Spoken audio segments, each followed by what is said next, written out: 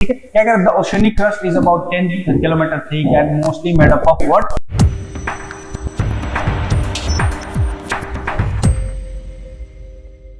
नमस्ते दोस्तों, स्वागत है आपका प्लूटस एकेडमी में। मेरा नाम है विक्की सिंह और आज हम लोग पढ़ने वाले हैं ज्योग्राफी। सो ज्योग्राफी में हम आज पढ़ने वाले हैं एक बहुत ही अच्छा और इम्पोर्टेंट और इंटरेस्टिंग टॉपिक जिसका नाम है interior of the earth.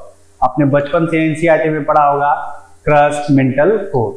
Basically इसी में थोड़ा सा फर्दर जाएंगे और देखेंगे कि आपके जो वनडे एग्जामिनेशन होती है जनरल एसएससी, उससे में कैसे कैसे क्वेश्चंस बनते हैं इंटीरियर ऑफ द अर्थ। ठीक है, जैसे कि क्रस्ट, मेंटल, कोर है, उसके सब डिविजन क्या है, उनमें अलग अलग डिसकंटिन्यूटी क्या है। तो अब डिसकंटिन्यूटी से आपके एग्जाम में बहुत सारे क्वेश्चंस बनते हैं।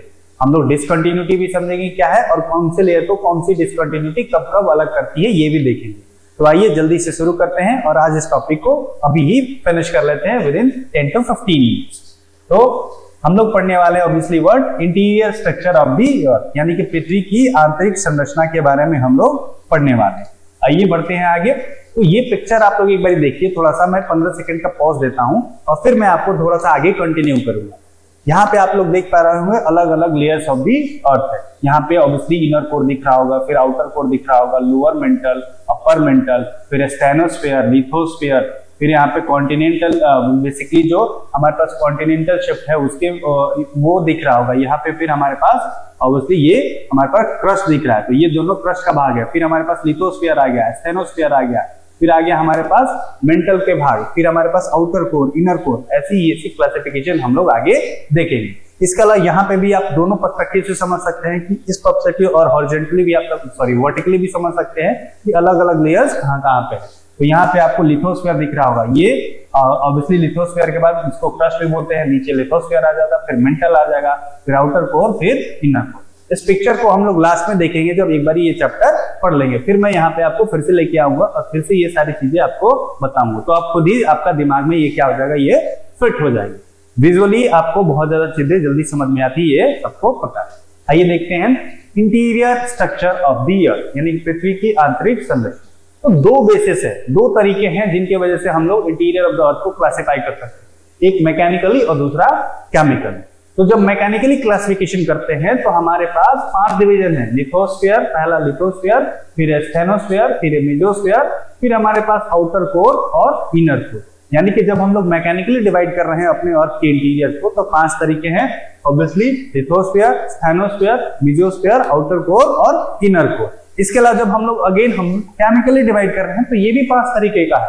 कैसे भाई? Crust, upper mantle, lower mental, outer core और इनर कोर। तो यहाँ पे आप लोग देख पा रहे होंगे, चाहे केमिकली हो चाहे मैकेनिकली, दो चीजें हैं, दो हमारे पास लेयर हैं, दोनों में क्या है, कॉमन है। एक तो हमारे पास आउटर कोर, दूसरा इनर कोर। और यूनिक में बात करें तो ऑब्वियसली आप लोग बचपन से पढ़ते आ रहे हैं, क्रस्ट, मेंटल, कोर, ये 3 डिविजन्स हैं जो ओवरऑल हमारे अर्थ को डिवाइड करती है। और उन्हीं डिविजन्स को कभी हम मैकेनिकली पढ़ते हैं, कभी हम लोग केमिकली। तो आइए देखेंगे दोनों डिविजन्स को हम लोग एक एक करके।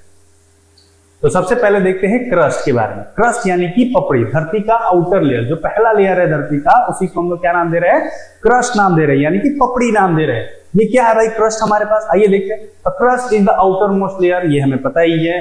इट इज फ्रेजाइल यानी कि weak and varies thickness from about 5 to obviously 35 kilometre. कहीं कहीं पे ये 50 किलोमीटर जाता है, मतलब कि 5 किलोमीटर से लेके 50 किलोमीटर तक इसकी चौड़ाई हो सकती है। किसकी? क्रस्ट की हमारे पास। आपके जो एग्जाम में क्वेश्चन पूछता है कि इसमें हमारे पास डेंसिटी कितनी रहती है, तो आपको डेंसिटीज याद रखनी पड़ेगी। देखिए यहाँ पे आपको दिख रहा होगा कि टोटल के अर्थ के मास के मात्र 1%, मतलब जितना भी मास हमारे पास अर्थ का है उसका सिर्फ और सिर्फ 1% हिस्सा ही क्या है, हमारे पास क्रस्ट का है। ठीक है, इसके अलावा जो डेंसिटी है, आपको डेंसिटी ध्यान में रखनी है। डेंसिटी हम लोग जैसे जैसे आपको पता है कि जैसे जैसे अर्थ के इंटीरियर में हम लोग जाते हैं, हमारे पास डेंसिटी भी बढ़ने लगती है, हमारे पास टेम्परेचर भी बढ़ने लगता है, हमारे पास प्रेशर भी बढ़ने लगता है और ऑब्वियसली वॉल्यूम भी बढ़ने लगता है। ये सारी चीजें नीचे जाने पे बढ़ने लगती है। लेकिन जब हम लोग अर्थ का एटमॉस्फेयर पढ़ते हैं तो आपने पढ़ा होगा, अगर नहीं पढ़ा होगा तो किसी टॉपिक में मैं आपको बता दूंगा कि किसी लेयर में हमारे पास टेम्परेचर बढ़ रहा है, किसी लेयर में टेम्परेचर घट रहा है, फिर अगेन किसी में बढ़ रहा है, फिर अगेन किसी में घट रहा है। तो ऐसी ही चीजें हम लोग देखते हैं। लेकिन क्योंकि इंटीरियर की बात करें तो हमारे पास जैसे जैसे नीचे जाएंगे वैसे वैसे डेंसिटी हमारी क्या होगी, ज्यादा होगी। तो देखिए जो एवरेज डेंसिटी है वो कितनी है 2.7 पर ग्राम सेंटीमीटर क्यूब, मतलब कि जो हमारा पास अर्थ का क्रस्ट है उसकी एवरेज डेंसिटी है 2.7 पर ग्राम सेंटीमीटर क्यूब। लेकिन अगर पूरे के पूरे अर्थ की बात करें तो आप लोग यहाँ पे देख सकते हैं 5.51 ग्राम पर सेंटीमीटर क्यूब। ध्यान देना है, जब क्रस्ट का आपको पूछे कि what is the density of crust, तो 2.7 ग्राम पर सेंटीमीटर क्यूब एवरेज डेंसिटी है। और अगर जब पूरे के पूरे अर्थ की पूछे तो 5.51 ग्राम पर सेंटीमीटर क्यूब, ये हमारे पास अर्थ की ओवरऑल डेंसिटी है। तो क्रस्ट के बाद हम लोग आगे बढ़ते हैं और एक दूसरा टॉपिक, ऑब्वियसली इसी के अंदर में सब टॉपिक्स में हमारे पास दो टाइप के क्रस्ट होते हैं, एक होता है ओशियनिक क्रस्ट, एक होता है कॉन्टिनेंटल क्रस्ट। का मतलब क्या है भाई, जो पहला लेयर है हमारे अर्थ का, तो पहला लेयर सबसे ऊपर में क्या है भाई, या तो समंदर है या तो हमारे पास लैंड बाउंड्रीज है, बेसिकली अलग अलग प्लेट टेक्टोनिक्स की बाउंड्रीज है। तो इसी को अगर हम लोग ओशंस की क्रस्ट को ले लेंगे तो उसको ओशियनिक क्रस्ट बोल देंगे, ठीक है। कॉन्टिनेंट के क्रस्ट को ले लेंगे तो उसको कॉन्टिनेंटल क्रस्ट बोल देंगे। तो आइए ओशियनिक क्रस्ट यानी कि महासागरीय पपड़ी के बारे में पढ़ते हैं। ध्यान दीजिएगा, ये किसका बना हुआ है, ये बेसॉल्ट्स का बना हुआ है। आपके एग्जाम में क्वेश्चन आया है प्रीवियस ईयर, ये जो ओशियनिक क्रस्ट है वो किसका बना हुआ है। आई डोंट नो आपको बाहर की आवाज आ रही है कि नहीं, बट शायद बाहर कुछ काम चल रहा है, इसकी वजह से हो सकता है कुछ डिस्टर्बेंस आपको सुनने को मिले। अगर अभी भी मिलता हो तो अवॉइड करना, बट आई कैन सी कि आपको शायद ना मिले क्योंकि यहाँ पे नॉइज कैंसलेशन माइक्स में होते हैं, ठीक है। फिर भी अगर मिले तो आप उसको प्लीज अवॉइड करें।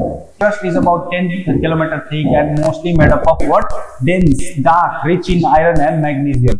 तो हमारे पास जो ओशियनिक क्रस्ट होते हैं वो बहुत ज्यादा डेंस होते हैं, डार्क होते हैं, और वो आयरन और मैग्नीशियम में क्या होते हैं, रिच होते हैं। इन्हीं की वजह से उनको बोला जाता है कि वो बेसाल्ट्स के बने होते हैं, ठीक है। इसके अलावा क्या कह रहा है कि जैसे जैसे हम लोग नीचे जाते हैं, जैसे जैसे हम लोग ओशियनिक क्रस्ट में नीचे जाते हैं, तो हर 32 डिग्री नीचे जाने पे हमारे पास 8 डिग्री से प्रेशर क्या होता है, बढ़ता है। अगर आपको एटमॉस्फेयर का थोड़ा भी आइडिया हो गया तो आप जैसे जैसे एटमॉस्फेयर में ऊपर जाते हैं आपका टेम्परेचर घटता है, ठीक है। कुछ कहीं पे बढ़ता है, कहीं पे घटता है, अगेन द सेम, जैसे मैंने पहले भी आपको बताया। लेकिन जब हम लोग नीचे जा रहे हैं तो देखिए हर 32 सेंटीमीटर के बाद 1 डिग्री सेल्सियस क्या होगा, हमारा टेम्परेचर राइज अप कर रहा है, क्योंकि हमने ऑलरेडी पहले देख लिया है कि जैसे जैसे धरती के नीचे जा रहे हैं टेम्परेचर, प्रेशर, वॉल्यूम, ये सारा कुछ हमारा इंक्रीज कर रहा है, इनफैक्ट डेंसिटी ऑफ। दूसरा हमने नाम दिया था कॉन्टिनेंटल क्रस्ट। तो कॉन्टिनेंट के क्रस्ट को, उनकी पपड़ी को हमने बोला कॉन्टिनेंटल क्रस्ट, यानी कि महाद्वीपीय पपड़ी। अब ये क्या है, ये continental crust are thicker ranging from 30 to 50 kilometre. तो हमने देखा दोनों में बेसिक डिफरेंस क्या है, जो हमारे पास कॉन्टिनेंटल क्रस्ट है, आप लोग यहाँ पे भी देख सकते हैं कॉन्टिनेंटल क्रस्ट, तो जनरली 30 से 50 किलोमीटर तक चौड़े हो सकते हैं, ठीक है। लेकिन जो ओशियनिक क्रस्ट है हमारे पास, जो ओशियनिक क्रस्ट है वो जनरली 5 से 10 किलोमीटर तक ही चौड़े हो सकते हैं। यानी कि जो महाद्वीप के हमारे पास क्रस्ट है वो ज्यादा चौड़े होते हैं, और जो महासागर के क्रस्ट है वो बहुत ज्यादा पतले होते हैं। ये बात आपने दिमाग में रखना है। इसके अलावा ये क्या कर रहा है, it is compose of various rocks like igneous rock, metamorphic rock, sedimentary rocks and rich in lighter elements like aluminium, potassium and sodium. तो हमने देखा था जो महासागर के प्लेट हैं वो डार्क मैटर से बने, डार्क मैटर तो कहना गलत बात है, बेसिकली हैवी एलिमेंट से बने हुए थे, और ये लाइटर एलिमेंट से बने थे, वो बेसॉल्ट से बना हुआ था। और ये हमारे पास देखिए लाइटर एलिमेंट्स जैसे कि हमारे पास एल्युमिनियम, पोटेशियम, सोडियम, इनसे बने हुए हैं कौन, हमारे पास कॉन्टिनेंट के क्रस्ट। अभी आगे बढ़ते हैं, सोडियम भी इसका एग्जाम्पल में आप लोग देख सकते हैं। अभी हमें क्या देखना है, एक टर्म जिसका नाम है स्फेनोस्फीयर। स्फेनोस्फीयर क्या है भाई, तो कह रहा है कि asthenosphere lies below the lithosphere and extends up to 80 to 20 kilometre. मतलब कि मान लेते हैं कि ये हमारे पास क्या है, कॉन्टिनेंटल क्रस्ट, ठीक है। और अगर ये कॉन्टिनेंटल क्रस्ट है तो इनके नीचे होंगे ओशियनिक क्रस्ट, ये ओशियनिक क्रस्ट हो गए। इसके बाद हमारे पास स्फेनोस्फीयर, बेसिकली लिथोस्फीयर शुरू होता है, और लिथोस्फीयर हमारे पास 200 किलोमीटर एक्सटेंड करता है। तो जो लिथोस्फीयर का निचला हिस्सा है, ये वाला हिस्सा हमारा क्या कहलाता है, यही वाला हिस्सा स्फेनोस्फीयर कहलाता है। तो ये हो गया हमारे पास कॉन्टिनेंटल क्रस्ट, ये हो गया हमारे पास ओशियनिक क्रस्ट, और ये हमारा हो गया लिथोस्फीयर। और लिथोस्फीयर के नीचे वाला जो हिस्सा है 80 to 200 किलोमीटर, इसी को हम क्या नाम दे रहे हैं, ऑब्वियसली स्फेनोस्फीयर नाम। तो वही कह रहा है कि लिथोस्फीयर के नीचे वाला हिस्सा जो 80 से लेकर 200 किलोमीटर तक का एरिया होता है, उसी को हम लोग क्या बोलते हैं, स्फेनोस्फीयर नाम देते हैं। पिक्चर जरूर मैं दिखाऊंगा एक बार, जैसे हम लोग कंप्लीट करेंगे फिर आपको बेहतर आइडिया हो। आगे क्या कह रहा है, it is soft and can flow allowing rigid lithosphere to move over it and is the primary source of obviously magma. तो यही स्टेनोस्फीयर में क्या होता है, हमारे पास मैग्मा होता है। मैग्मा क्या होता है भाई, आपने देखा कि मैग्मा जब बाहर आता है और कूल और सॉलिडिफाई होता है तो उससे इग्नियस रॉक बनता है, वोल्केनो जिसको आप लोग बोलते हैं। तो मैग्मा बस धरती के बाहर आ गया तो उसको क्या बोलते हैं, उसी को लावा बोल देते हैं। तो यही मैग्मा जिस बेल्ट में रहता है, धरती के जिस ऑब्वियसली स्फीयर में रहता है, धरती के जिस साइड में रहता है, धरती के जिस स्फीयर में रहेगा, उसी को हम लोग क्या नाम देंगे, स्टेनोस्फीयर नाम देंगे। और स्टेनोस्फीयर के नीचे क्या है, ऑब्वियसली लिथोस्फीयर। तो स्टेनोस्फीयर क्योंकि क्या है हमारे पास लिक्विड स्टेट में, इसीलिए जो ऊपर में कॉन्टिनेंट्स है वो क्या करते हैं, ऐसे ऐसे डमाडोल होते रहते, बेसिकली मूव करते रहते हैं। इसी की वजह से कभी कभी हमें सेस्मिक वेव्स के थ्रू अर्थक्वेक भी देखने को मिलती है, यानी कि ऑब्वियसली भूस्खलन वगैरह बहुत सारी चीजें हमें देखने को मिलती है।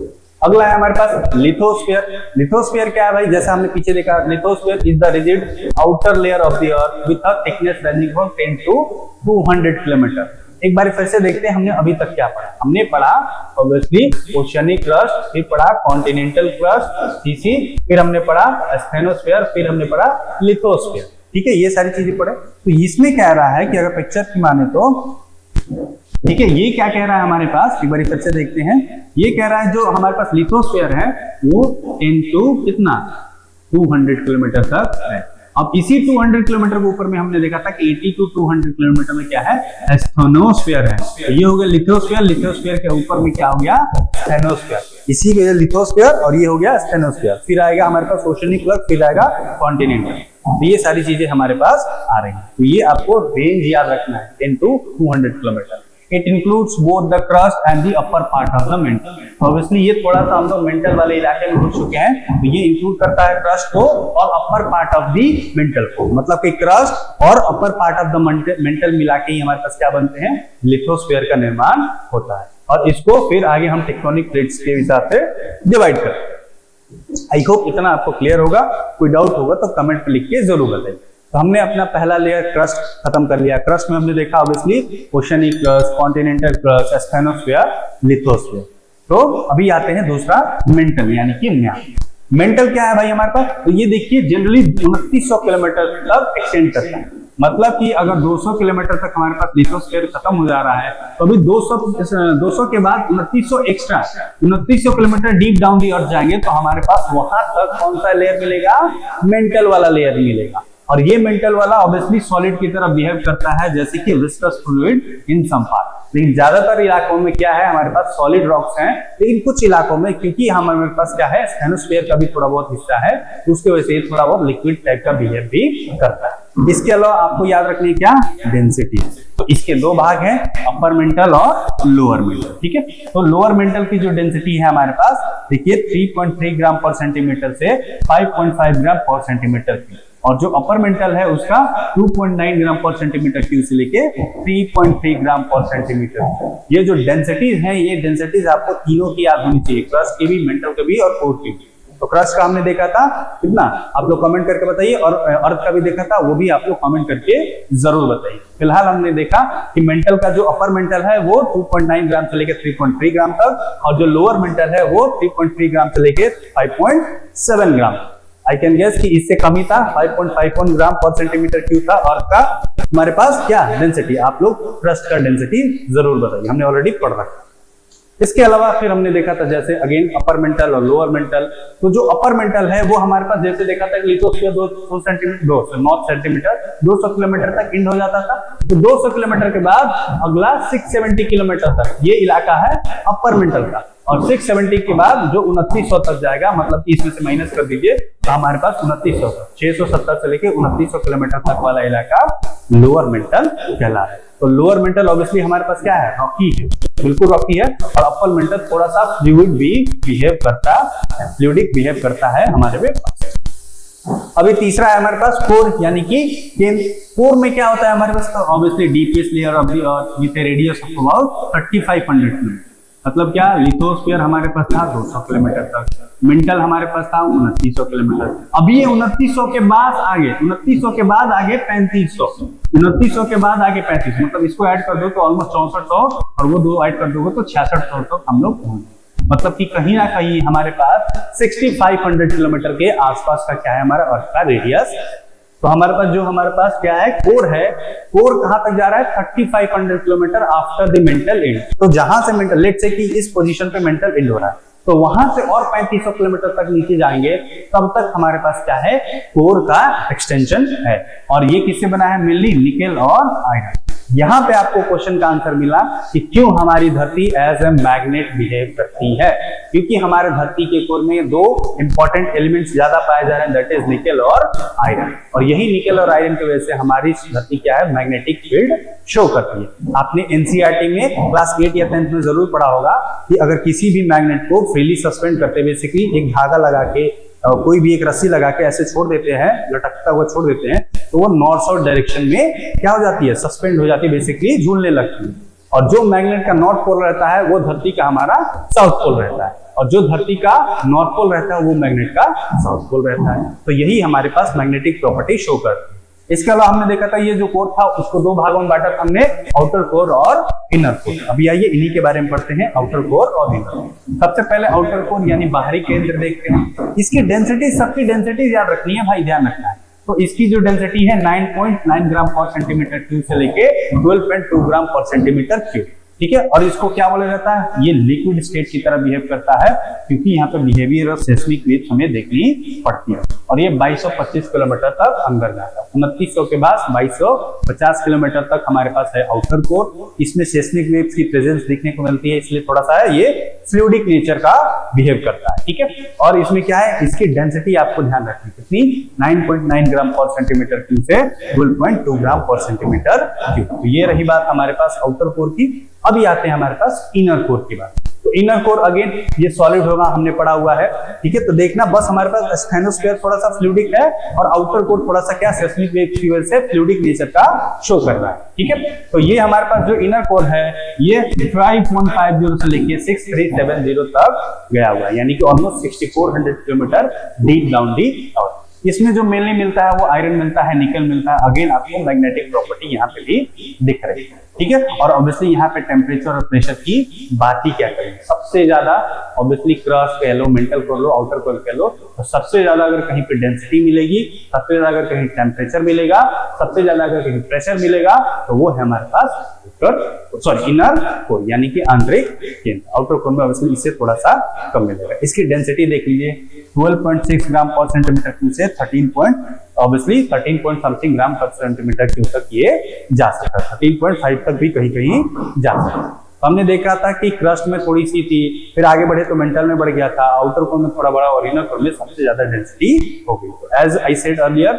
जैसे जैसे नीचे जाते हैं हमारा टेम्परेचर, प्रेशर, डेंसिटी सारा कुछ इंक्रीज करने लगता है। तो आई होप ये चीजें आपको समझ में आएंगी, ठीक है। देखिए टेम्परेचर बढ़ेगा, प्रेशर बढ़ेगा और डेंसिटी भी बढ़ेगी जैसे जैसे हम लोग अर्थ के नीचे जाएंगे। और ये देखिए 3000 से लेके 5000 सेंटीमीटर तक, sorry not centimetre but temperature तक, सेल्सियस तक ये जा सकता है धरती का टेम्परेचर से, ठीक है। अभी हमने एक चीज पढ़नी है जो एग्जाम का फेवरेट होता है, क्या, ये है डिसकंटिन्यूटी। डिसकंटिन्यूटी क्या होती है, जब एक लेयर से दूसरे लेयर में कोई भी ऑब्वियसली चीज चेंज होती है। जैसे मान लीजिए कि अगर हम लोग एटमॉस्फेयर पढ़ते हैं तो एटमॉस्फेयर के लेयर्स पढ़ते हैं, जैसे ट्रोपोस्फेयर से स्ट्रेटोस्फेयर, क्या भाई। तो ये अगर मान लेते हैं कि ये लेयर है हमारे पास ट्रोपोस्फेयर और यहाँ से शुरू हो रहा है स्ट्रेटोस्फेयर, तो ट्रोपोस्फेयर से स्ट्रेटोस्फेयर जाने में एक ऑब्वियसली एक्सचेंज होगा, एक कोई ऐसा लेयर होगा जो इन दोनों लेयर में थोड़ा सा कॉमन होगा, और यहाँ के बाद इधर जाने पे हम लोग कह सकते हैं कि हाँ भाई हम लोग स्ट्रेटोस्फेयर में चले। सिमिलरली कौन सा ऐसा पॉइंट होगा जिसको हम लोग बोलेंगे कि ये पॉइंट यहाँ पे क्रस्ट खत्म होता है और यहाँ पॉइंट, इस पॉइंट से हमारे पास मेंटल शुरू होता है, या फिर इस पॉइंट से यहाँ पे हमारे पास क्या कोर शुरू होता है। तो इन्हीं पॉइंट को हम लोग क्या नाम देते हैं, डिसकंटिन्यूटीज नाम देते हैं, ठीक है। कि यहाँ से ये वाला लेयर डिसकंटिन्यू हो गया और नया लेयर हमें यहाँ से देखने को मिलेगा। इसी को हमने क्या बोला है, सेस्मिक डिसकंटिन्यूटी, ठीक है। ऑब्वियसली यहाँ पे सेस्मिक रोल्स का भी रोल, जो सेस्मिक वेव्स होती हैं, primary wave, secondary wave, tertiary wave, उनका भी रोल होता है कि इस लेयर में आने के बाद उनके नेचर में चेंजेस हमें देखने को मिलते हैं। कहीं पे आप लोग देखेंगे कि कोई लेयर, कोई हमारे पास सेस्मिक एक्टिविटी, सेस्मिक रेक ऐसा होगा कि तीनों लेयर से पास कर रहा है, सॉलिड से, मेंटल से और ऑब्वियसली कोर से, यानी कि क्रस्ट से, मेंटल से कोर। कोई कोई दो ही से पास कर रहा है, कोई कोई एक ही से पास करता है। तो discontinuities are the boundaries between the layers where seismic waves change speed and direction. क्यों कर रही है? क्योंकि अलग अलग लेयर्स में हमारे पास रॉक सिस्टम्स अलग हैं, कहीं पे थोड़ा फ्लूइडिक है, कहीं पे हार्ड रॉक है, कहीं पे एक्सट्रीमली हार्ड रॉक है, जिसकी वजह से जो सेस्मिक वेव्स है उनका डायरेक्शन भी चेंज होता है और उनकी स्पीड पे भी फर्क पड़ता है। तो जिस लेयर में ये चीजें होती हैं उनको हम लोग डिसकंटिन्यूटीज का नाम देते हैं। तो इसको आपको याद रखने के लिए सिंपल सा फॉर्मूला है, सबका कैपिटल लेटर याद रखना है, CMRGL। एक बार फिर से दोहराइए, CMRGL। बस ये वर्ड्स आपको याद रखने हैं, CMRGL। अभी देखिए, C फॉर कॉर्नार्ड डिसकंटिन्यूटी, ठीक है, M फॉर मोहवियक डिसकंटिन्यूटी और R for rapid discontinuity, G for Gutenberg discontinuity और L for Lehman discontinuity. CMRGL, C is Cornard, M is Mohiuc, R is Rapeti, M is CMRG, अच्छा G रह गया था, G is Gutenberg और L is Lehmann discontinuity। तो CMRGL अभी तक याद रखिए, अभी बस इतना याद करिए CMRGL, अभी आपको सारा कुछ अभी लिखिए बोर्ड पे ही याद है। अभी देखिए, हमने देखा था कि क्रस्ट के भी कुछ भाग हो सकते हैं, मेंटल का भी कुछ भाग हो सकता है और कोर का भी कुछ भाग हो सकता है। तो देखिए, सबसे पहला C था, C फॉर कॉर्नार्ड डिसकंटिन्यूटी। तो ये अपर क्रस्ट को लोअर क्रस्ट से क्या करता है? डिवाइड करता है। ध्यान देना है, अपर क्रस्ट को लोअर क्रस्ट से जो लाइन डिवाइड करती है, जो डिसकंटिन्यूटी डिवाइड करती है, उसको हम लोग बोलते हैं कॉर्नार्ड डिसकंटिन्यूटी। अभी बेहद सिंपल है इसके बाद, कैसे? देखो यहाँ पे लोअर क्रस्ट है, अभी लोअर क्रस्ट चेंज हुआ था ना, तो लोअर क्रस्ट से शुरू होगा। तो लोअर क्रस्ट से हम लोग कहाँ जाते हैं? अपर मेंटल के पास। अपर मेंटल, देखिए अपर मेंटल, अपर मेंटल से lower mantle, lower mantle, lower mantle, lower mantle, upper core, upper core, upper core, upper core to lower. तो बेसिकली यही है कि जब हमारे पास, देखिए क्रस्ट था, हमारे पास क्रस्ट था, क्रस्ट के दो भाग हो चुके हैं हमारे पास, अपर क्रस्ट और हमारे पास लोअर क्रस्ट। तो अपर क्रस्ट और लोअर क्रस्ट को कौन डिवाइड कर रहा है हमारे पास? कॉर्नार्ड डिसकंटिन्यूटी। अभी क्रस्ट यहाँ पे खत्म, अब आ जाता है मेंटल, ठीक है। दूसरा ले लेता हूं पेन ताकि आपको दिखे, सी। एक बार फिर से लिखता हूं दूसरे कलर से ताकि आपको अच्छे से दिखे, रेड कलर का लेके हमारे पास है C. Red colour I don't know क्यों नहीं आ रहा, ब्लू देखते हैं, ब्लू भी नहीं आ रहा, ठीक है। पिंक, पता नहीं पेन में क्या हुआ है, अरे भाई उसी से चलेगा लग रहा है चलिए कोई बात नहीं। तो मैंने बोला कि जो सी है, ठीक है, सी इज कॉर्नार्ड डिसकंटिन्यूटी। तो ये अपर क्रस्ट को लोअर क्रस्ट से डिवाइड करने वाला है। अब देखिए लोअर क्रस्ट से lower crust to upper mantle, इसको एम, यानी सी के बाद एम मोहवियक डिसकंटिन्यूटी। फिर अपर मेंटल, देखिए अपर मेंटल यहाँ पे भी, अपर मेंटल यहाँ पे, अपर मेंटल से फिर लोअर मेंटल में जाते हैं तो रैपिडी, फिर Gutenberg, lower crust, lower mantle, upper mental, फिर लेमन, अपर कोर, लोअर। तो ये सिंपल सा डेफिनेशन है, यहाँ पे भी देख सकते हैं आप लोग पिक्चर। हमने यहाँ पे देखा था, ये जो पहाड़ आपको दिख रहा है बेसिकली ये क्या है? ये कॉन्टिनेंटल क्रस्ट है, और ये जो ओशन के नीचे आपको दिख रहा है ये ओशियनिक क्रस्ट है, ठीक है। तो हमने देखा था क्या? अपर क्रस्ट और लोअर क्रस्ट। तो अपर क्रस्ट और लोअर क्रस्ट को जो डिसकंटिन्यूटी डिवाइड करती है उसको कॉर्नार्ड डिसकंटिन्यूटी बोलते हैं। अभी ये हमारे पास क्या हो गया? लोअर क्रस्ट हो गया। तो लोअर क्रस्ट को अभी मेंटल आएगा ना, मेंटल का पहला लेयर आएगा, तो लोअर क्रस्ट को अपर मेंटल से डिवाइड करेंगे, उसको बोलेंगे मोहवियक डिसकंटिन्यूटी। अभी हमने अपर मेंटल तक पहुंच गया, अपर मेंटल से फिर लोअर मेंटल की तरफ जाएंगे। तो अपर मेंटल और लोअर मेंटल को जो डिवाइड करेगा वो है रैपिड डिसकंटिन्यूटी। देखिए रैपिड यहाँ पे लिखा हुआ है। अभी हमारे पास लोअर मेंटल के पास आ चुके हैं। तो लोअर मेंटल से अपर कोर तक, लोअर मेंटल से अपर कोर जो डिसकंटिन्यूटी है वो गुटेनबर्ग डिसकंटिन्यूटी है। और फिर हमारे पास आउटर कोर कह लीजिए या फिर अपर कोर कह लीजिए या फिर इनर कोर कह लीजिए। तो अपर कोर और इनर कोर या फिर आउटर कोर या फिर इनर कोर, इन दोनों को जो डिसकंटिन्यूटी अलग करेगी वो लेहमैन डिसकंटिन्यूटी। तो CMRGL, यही है हमारे पास अलग अलग डिसकंटिन्यूटीज ऑफ दी। ये पिक्चर आप लोग देख सकते हैं, इंटीरियर में कितना ज्यादा हमारे पास क्या है, ये सरफेस का ऑब्वियसली अंदर में टेम्परेचर हमने ऑलरेडी डिस्कस कर लिया है। जैसे जैसे नीचे जाते हैं टेम्परेचर ज्यादा, प्रेशर ज्यादा, डेंसिटी ज्यादा, everything is obviously will increase. तो ये था हमारे पास इन शॉर्ट क्या, अलग अलग डिसकंटिन्यूटीज और obviously layers of the interior of the earth. अभी आपके एग्जाम में कुछ क्वेश्चन पूछता है कि क्या क्या चीज मिलता है हमारे पास क्रस्ट में। तो अगर आपके क्रस्ट एग्जाम में पूछा है कि कौन सा एलिमेंट आपके अर्थ के क्रस्ट पे, अर्थ के क्रस्ट पे सबसे ज्यादा मिलता है, तो वो है ऑक्सीजन। ये पूछा हुआ एग्जाम में, अर्थ के क्रस्ट पे सबसे ज्यादा जो एलिमेंट मिलता है वो है ऑक्सीजन। और अगर पूछे कि अर्थ के क्रस्ट पे कौन सा मेटल सबसे ज्यादा मिलता है, तो दैट इज एल्यूमिनियम। दोनों में डिफरेंस आई होप आपको क्लियर है। एलिमेंट पूछे तो ऑक्सीजन, क्रस्ट पे ध्यान देना, और मेटल पूछे तो एल्यूमिनियम। इसके अलावा क्या कह रहा है कि सबसे ज्यादा पूरे के पूरे अर्थ पे, ये जो पीछे स्लाइड हमने देखा था वो सिर्फ और सिर्फ क्रस्ट की बात करी। तो अगर एग्जाम में क्वेश्चन आए कि अर्थ के क्रस्ट पे सबसे ज्यादा एलिमेंट क्या मिलता है तो ऑक्सीजन। अगर एग्जाम में क्वेश्चन आए कि अर्थ के क्रस्ट पे सबसे ज्यादा मेटल कौन सा मिलता है तो एल्यूमिनियम। अगर एग्जाम में क्वेश्चन आए कि पूरे के पूरे अर्थ पे सबसे ज्यादा क्या मिलता है तो वह है आयरन, और दूसरा हमारे पास क्या है ऑक्सीजन। तो आई होप ये दोनों चीजें आपको क्लियर हो, ये सारा चीज आप लोग देख सकते हैं। अभी कुछ क्वेश्चंस हैं जो आप लोग क्वेश्चंस देखते होंगे, इसको कर लीजिएगा, हम लोग किसी नेक्स्ट क्लास में क्वेश्चंस भी करेंगे। यहाँ तक बस हमारे पास वीडियोस ही। तो आई होप आपको समझ में आया। हमने पढ़ा obviously crust, mental, core. Crust के दो भाग, अपर क्रस्ट, लोअर क्रस्ट। इन दोनों को कौन से डिवाइड करता है? सी। ठीक है, फिर आता था हमारे पास मेंटल, मेंटल के भी दो भाग, अपर मेंटल, लोअर मेंटल। फिर आता था कोर, आउटर कोर और इनर। आई होप आपको CMRGL याद होगा, यही इस वीडियो का क्रस्ट है, और इसकी डेंसिटीज आपको याद रखनी है, कौन कौन सा लोअर किसके बाद आ रहा है, यही आपको याद रखना है। बाकी चीज इस छोटे से टॉपिक में आपके एग्जाम में जनरली जो वन डे एग्जाम है, SSC जैसे एग्जाम है, उसमें इस टॉपिक से ज्यादा कुछ खास नहीं पूछना है। ठीक है, फिर भी अगर कोई डाउट रह गया हो या फिर कोई डिफरेंट वीडियो चाहते हो किसी टॉपिक पे, किसी सब्जेक्ट पे, GS के किसी सब्जेक्ट पे आप टॉपिक चाहते हो, या फिर अगर आप किसी इंटरनेशनल रिलेशंस पे या फिर कोई करंट अफेयर्स पे टॉपिक चाहते हो, किसी एग्जाम में स्पेसिफिक कुछ चाहते हो, तो जरूर कमेंट में लिख के बताइएगा। I will make that video on that topic. ठीक है, तब तक मिलते रहिए, पढ़ते रहिए, ऐसे मुस्कुराते रहिए, और ऑब्वियसली हमारे साथ जुड़े रहिए। ठीक है, मिलेंगे फिर किसी नेक्स्ट वीडियो में एक ऐसे ही कंटेंटफुल और इन्फॉर्मेशन के साथ, और आपको ऐसे ही एग्जाम की तरफ लेके हम लोग आगे बढ़ते हैं। ठीक है, तब तक के लिए पढ़ते रहिए, मिलते हैं नेक्स्ट वीडियो में। Thank you very much.